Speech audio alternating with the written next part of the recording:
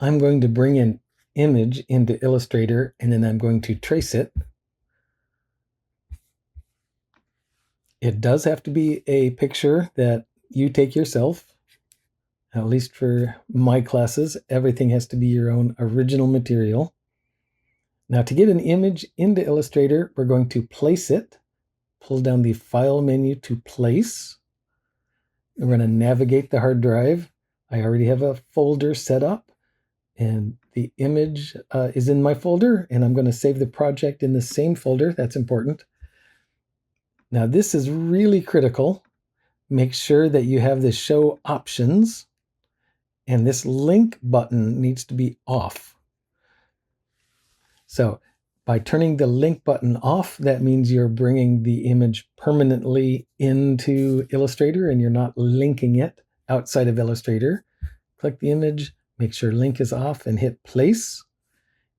It gives us this little icon here, and you press and hold the mouse down and tell Illustrator how big that image should be. So here in our Layers panel, we can open that up, and it says Image. And I'm going to lock the image, but then leave the main folder unlocked so we can draw on it. And if you want, some people like to select the image and take the opacity down a little bit so you can see it a little, see your tracing a little bit better, and that's fine. All right, so I'm going to lock the image and go to the main layer. I'm going to get the pen tool, and I want no fill. Remember, when we draw in Illustrator, we have no fill. And I'm also going to pick a color that is not in the image so I can see it a little bit better. Let me zoom in. So I'm going to be zooming in and out. You can do that with the keyboard shortcut, which is Command plus or minus, or Control plus or minus. When you've zoomed in, you hold down the space bar and you can move around. All right, so let's start. Got the pen tool. I'm going to do one click. Now, when you are tracing, you're not necessarily doing every single little thing, but you're deciding which shapes to follow. So it's really just a guide. So I'm going to go here, press and hold the mouse down and drag. I'm not going to let go till I got the curve I want. I'm going to click that point again, move to my second point, press and drag until I get the curve right. I'm going to hit that point again. I'm running out of room. I'll hold down the space bar.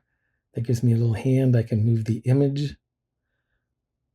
All right, I'm going to click that point a second time, move to this point. We're making a decision on what shapes to follow.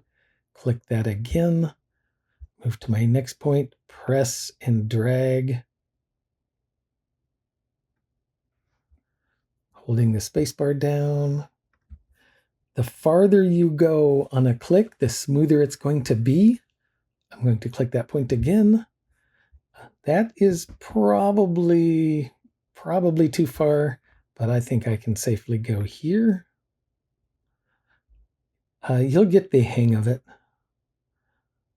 Let's see, click that point again, move to my next point, press and drag. Click that point again. Now, if you decide something should be straight, that's fine too. It'll just be one click. Move to the next point and drag.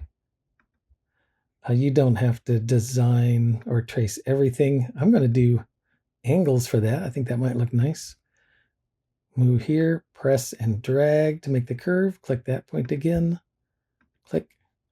Hold down the space bar. Okay, I'm going to go a little bit faster now, just in the interests of time. Now, let's say you make a mistake and you go here and you go to click that point again and you go there and you maybe didn't recognize it at first. The easiest thing to do once you notice the mistake, if it's early enough, just go edit, undo, and you can undo up to like 50, 25 to 50 different things, so you can undo all the way back. Now, if for some reason that you've picked another tool and you've gone off, you can easily reconnect to that tool by getting the pen tool, hovering over that open anchor point, and you can see in the bottom right hand corner of the pen tool there's a slash, which means you're connecting to that anchor, and I can click and continue with the same tracing, because it is important that you have one shape. So click that point again, click this point. Now your very last point is going to be your very first point. So click. Now here in the layers panel, you've done it correctly. Let's zoom out a little bit. You've done it correctly. Let's turn off the image. It should say path, and you should have one shape. So if we turn that on and off, that path should be the entire, and it shouldn't be 2 or 3 different pieces or 4 different pieces to make that one butterfly.